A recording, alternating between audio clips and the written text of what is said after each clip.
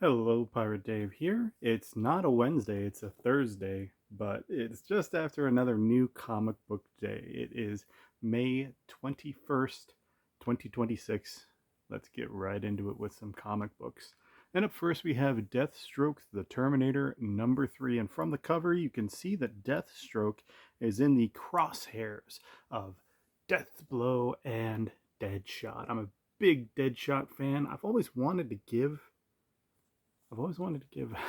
um, Deathblow a look, so I'm very excited to see what's going on with Deathblow. But just a little bit of the Deadshot's going to be enjoyable nonetheless.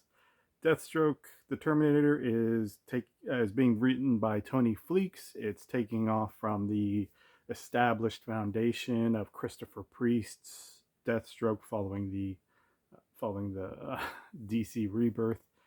So far, I wouldn't say that we have a whole lot of movement on what's going on. It's very action packed first and second issues.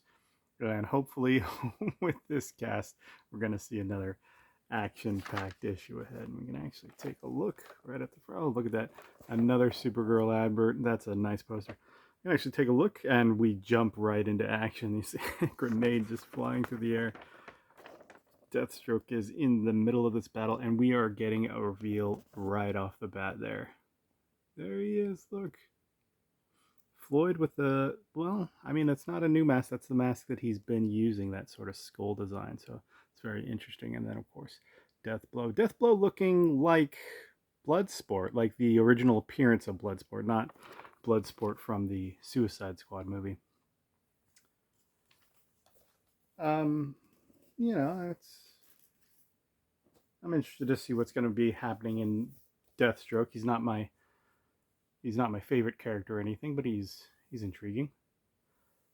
Up next is Lobo #3. Lobo and Deathstroke have been releasing on the same days. It's very interesting. So I've been picking them up on the same days. Very, both extremely violent, action-packed series, but really different tones. Really just shows you the kind of range that you can expect even from, anti-heroes. Or really, in this case, they're not even anti-heroes. They are straight up villains. I think Lobo and I think it's fair to call them both villains. And of course, this cover. Look at that. We get. I believe his dog's name is just Mutt. Like I don't think it has a name. Maybe he just calls it dog. I don't recall him having a name. But is this not cover of the year? What's going on here? It's fantastic. And that's the A cover, as DC is want to do, to include it on all their variants. And of course, at the end of the last issue, not the end, but the premise from the last issue was that Lobo, I was going to say Deathstroke, Lobo had his own reality show, and it went about as well as you would probably expect a Lobo reality show to go to. And you can see that that original Omega Man 3 costume there, huh? That's fascinating. Yeah, it's definitely harkening back to the Simon Bisley era, of the mid 90s when Lobo had his really his redesign and what would become the Lobo character as we would know him to be. I wouldn't say it captures it completely. It's just a different time. It was just a different tone. There was just a different sort of things you could put in books back then. Up next, we have G.I. Joe #22. This is the Energon Universe G.I. Joe, the Image Skybound one, being written by Joshua Williamson.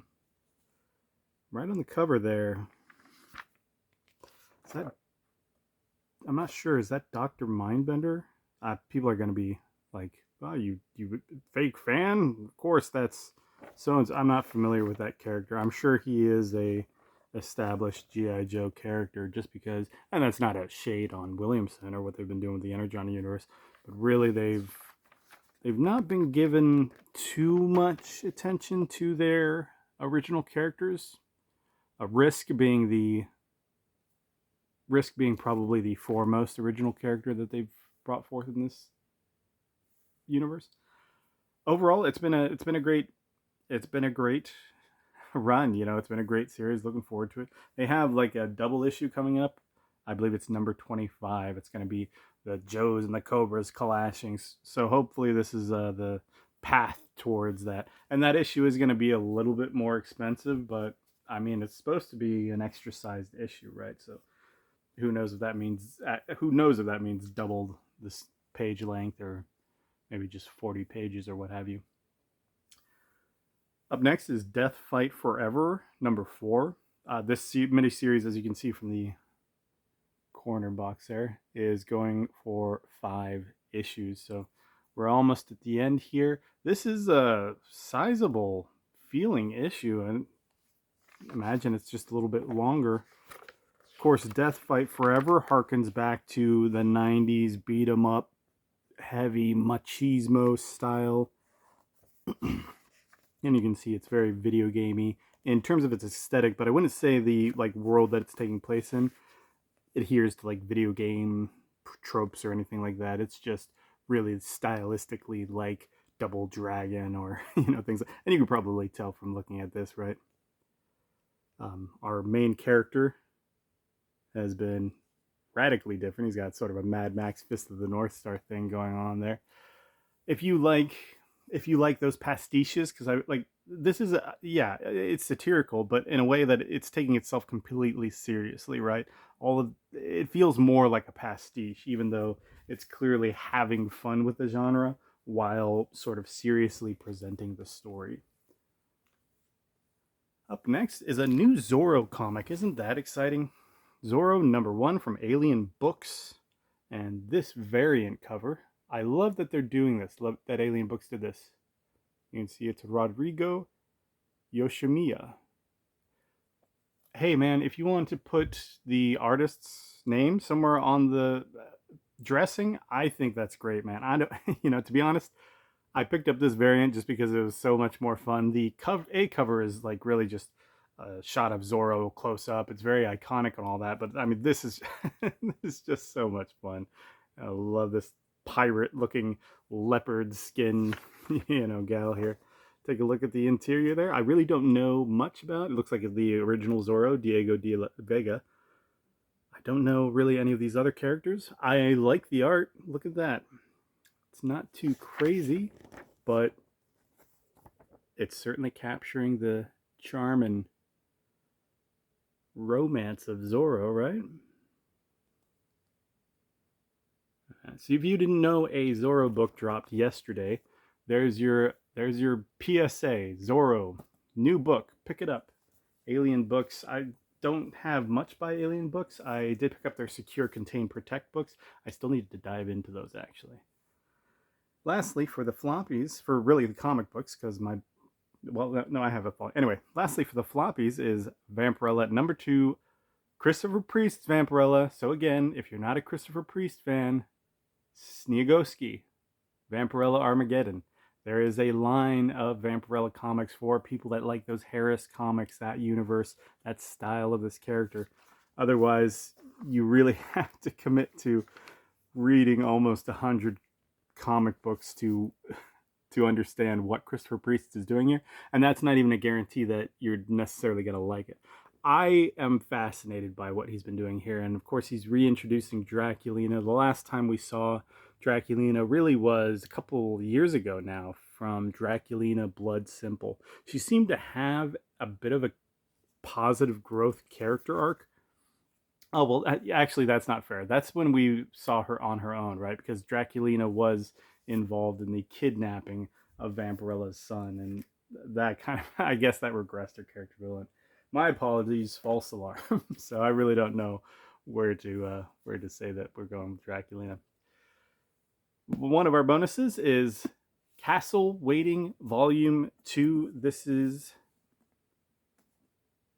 Castle Waiting Volume 2.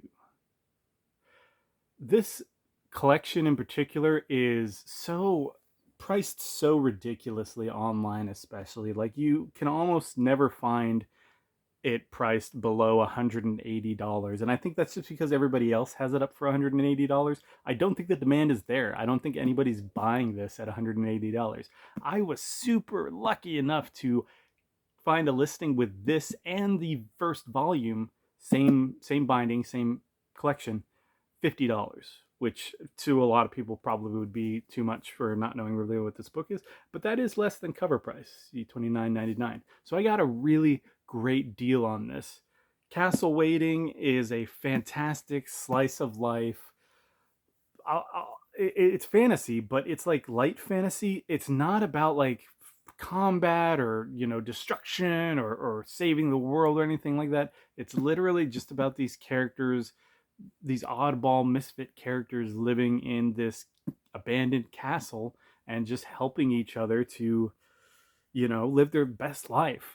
It's the epitome of a slice of life book. If that sounds fascinating to you, we can take a look on the inside. It is mainly black and white. There have been a couple of Castle Waiting stories throughout the years that were colored in, but very few and far between. And this entire collection is in black and white too. And really, I mean, again, I'm not a snob when it comes to color, but that also calls into question why this collection would be $180. It's such a weird such a weird trend, but people are going to do what they're going to do. Lastly, I wanted to share some of the things I got from Disneyland, because that's where I was yesterday and why I didn't do a regular comic haul video yesterday. So I was going to say I had a great time. I did not have a great time, to be honest, in part for one of these items that you can see here. But that was only the tip of the iceberg. And starting off from the left, we have this sort of credit. This is metal. This is this is heavy metal. And so this is a Batu and Spira gift card, basically. And it's in the style of a galactic credit, right? So it's just very cool. You can use it to pay for your stuff at Disneyland. It technically, you have to put at least $100 on it. So you could say it costs $100, but if you're spending $100 in the park already, it only costs like $5, right? Because the actual gift card is $105 with the $100 that you can spend anywhere, literally anywhere in the park. Food service, merchandising, all that will take that gift card. I think I have about $10 left on it. I'm probably not ever going to spend that. I also got a Disney pin. I'm not a pin trader or anything like that, but I did want to get something pirate themed, as for my name's sake. And this was a very cool, medallion or gold coin piece from the first movie, right? And lastly, and this is where I got some of the some of the trouble here. You can see this is a galactic ID, and you can now get a galactic ID. If you don't know what I'm look like, you haven't seen some of my earlier videos. Here's a picture of my face. You can get this galactic ID printed. Actually, you don't need to go into the park to do it. You can get it printed at the Trader's Outpost in downtown Disney, which is the free section of Disneyland where their shops are located. There's just two little like photo booths there. It takes a couple minutes for it to print out the card, but it actually broke down while mine was printing. And since it takes 2 minutes to print out the card, when there's a line of even 10 people, what is that? That's 20 minutes. So it's a very long line that you do have to stand in for this. I went with the Bounty Hunter one, and of course they have like 6 selections and all that. So you can choose if you want to be like a Rebel pilot or an Imperial pilot or just a galactic citizen. So I had to wait for them to fix the machine so this could print out. But this is very cool. It was worth it. It's thick. It's very thick. So it's not like this flimsy plastic card or anything like that. It's high quality, and that's not like an outfit that I wore or anything like that. It's a little bit of a filter. They put this like outfit on you based on what ID you pick. And of course I went with Bounty Hunter, so I had a lot of fun with that. But yeah, that was the start of my troubles. The other problem I had was after I got done with that, the monorail broke down going into Disneyland, and so I had to walk through downtown Disney. And I also got stuck on Tiana's for 40 minutes. It was ridiculous. But the other nice, cool pickup I got was this cool popcorn bucket. And you can see it's a salvaged droid head. This is not metal. This is heavy plastic. But it looks so great, man. The weathering on it, there's little dents and things like that. It's really cool. And his eyes do light up. They have the blinking. They will pulsate. And then you can just leave his eyes on. That's a little creepy on the camera, I gotta tell you. It does look more like C-3PO in real life. And of course, it's just a popcorn bucket on the bottom, so you can just open it up. It's got a nice little cavern in there. I didn't actually put any popcorn in it. You know, I didn't want to. I didn't want that smell to permeate with it forever. And to Disneyland's credit, they don't suggest you do that. They just give you a separate bag. But very, very cool. I think this was about, I can't remember, maybe a little over $20. But like I said, since I got that gift card, I just bought everything with that gift card, and you know, it all worked out. Thank you very much for watching. Kind of a weird haul with the Disneyland stuff, but I hope you enjoyed it. I had a, you know, I between the problems that I did have, to be honest, I did have fun too at Disneyland. I don't know if I'll be back anytime soon, but the experience will live with me for a while. Thank you very much. I'll see you next time.